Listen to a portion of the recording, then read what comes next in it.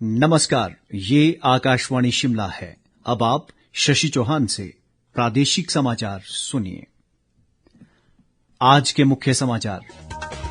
लोकसभा अध्यक्ष ओम बिड़ला ने धर्मशाला में राष्ट्रमंडल संसदीय संघ भारत क्षेत्र 2 के वार्षिक सम्मेलन का किया शुभारंभ।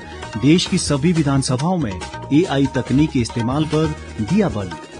केंद्र सरकार ने प्रदेश में सड़कों व पुलों के निर्माण के लिए 3,667 करोड़ रुपए की वार्षिक योजना को दी मंजूरी। राजीव बिंदल का फिर से प्रदेश भाजपा अध्यक्ष चुना जाना तय। कल होगी आधिकारिक घोषणा। और प्रदेश में मानसून की भारी वर्षा से सामान्य जनजीवन अस्त व्यस्त। सैकड़ों सड़कें, पेयजल योजनाएं व बिजली ट्रांसफार्मर प्रभावित। अब समाचार विस्तार से। धर्मशाला के तपोवन स्थित प्रदेश विधानसभा में राष्ट्रमंडल संसदीय संघ भारत क्षेत्र 2 का 2 दिवसीय वार्षिक सम्मेलन आज शुरू हुआ। लोकसभा अध्यक्ष ओम बिड़ला ने सम्मेलन का उद्घाटन किया। अपने संबोधन में ओम बिड़ला ने कहा कि अगले वर्ष तक सभी राज्यों की विधानसभाओं को एक मंच पर लाने का प्रयास किया जाएगा, जिससे बेहतर कार्य करने की प्रतिस्पर्धा बढ़ेगी। उन्होंने कहा कि दल बदल कानून की व्यापक समीक्षा होनी चाहिए और सम्मेलन में इस विषय पर भी विस्तृत चर्चा होगी। लोकसभा अध्यक्ष ने देश की सभी विधानसभाओं में AI तकनीक के इस्तेमाल पर बल देते हुए कहा कि इससे शासन में पारदर्शिता आएगी।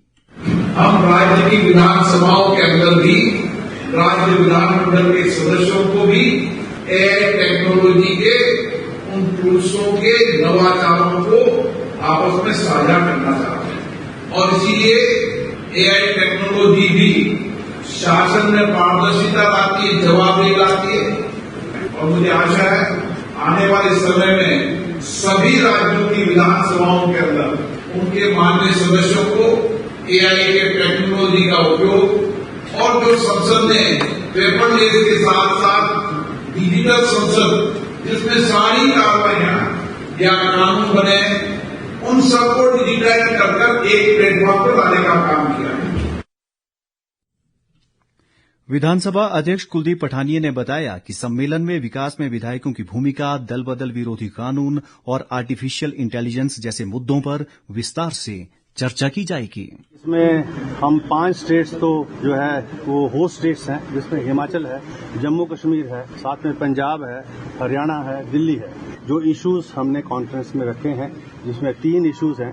Role of the legislatures in managing the state resources viz development of the state. दूसरा जो 10th शेड्यूल है एंटी डिफेक्शन लॉ, उसके ऊपर क्या दृष्टिकोण है सभी राजनीतिक दलों का। और तीसरा आज के समय में आर्टिफिशियल इंटेलिजेंस जो एक महत्वपूर्ण विषय है, उसके ऊपर किस प्रकार से लेजिस्लेचर की इस प्रोसेस को हम आर्टिफिशियल इंटेलिजेंस के माध्यम से और सशक्त और मजबूत कर सकते हैं।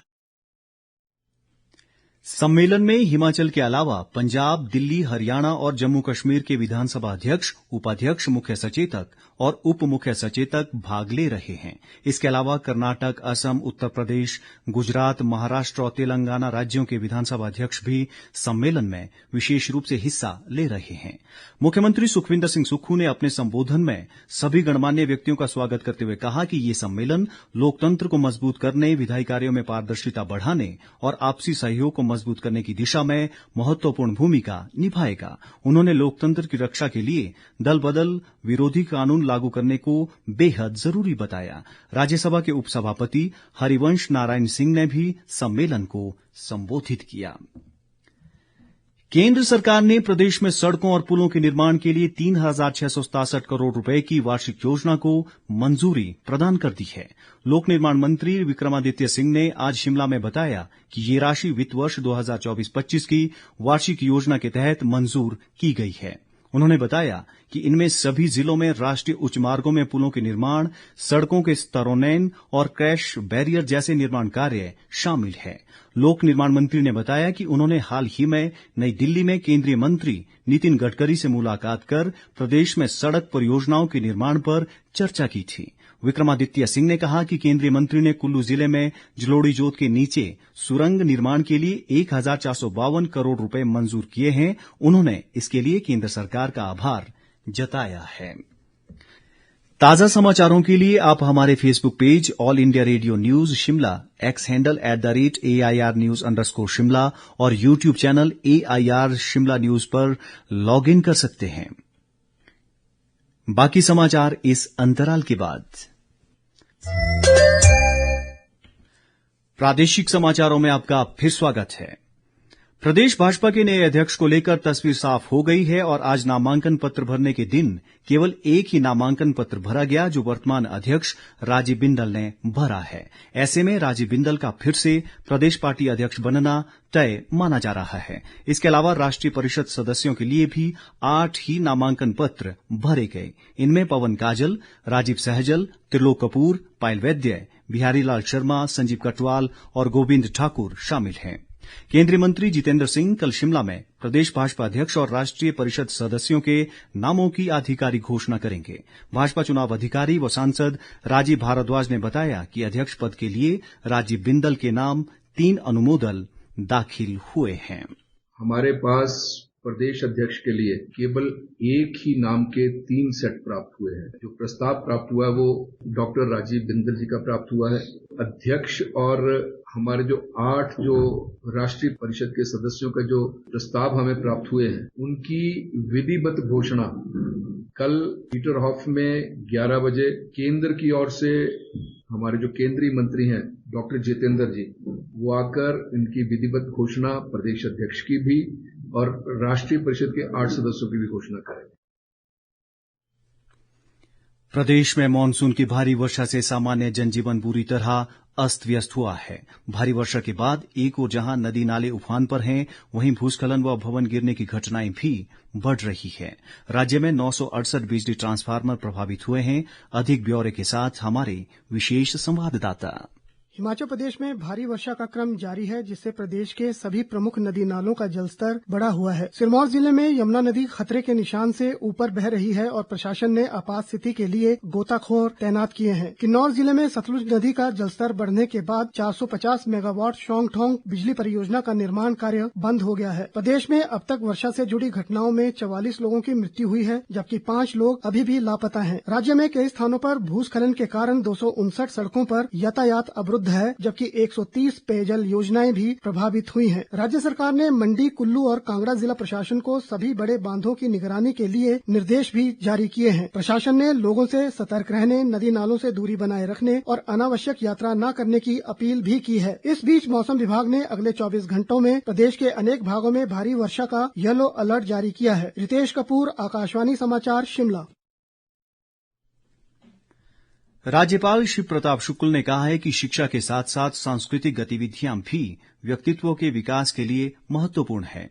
आज आईजीएमसी शिमला में दंत चिकित्सा महाविद्यालय के विद्यार्थियों द्वारा आयोजित एक सांस्कृतिक समारोह में भाग लेते हुए उन्होंने युवाओं से नशे से दूर रहने का आह्वान किया।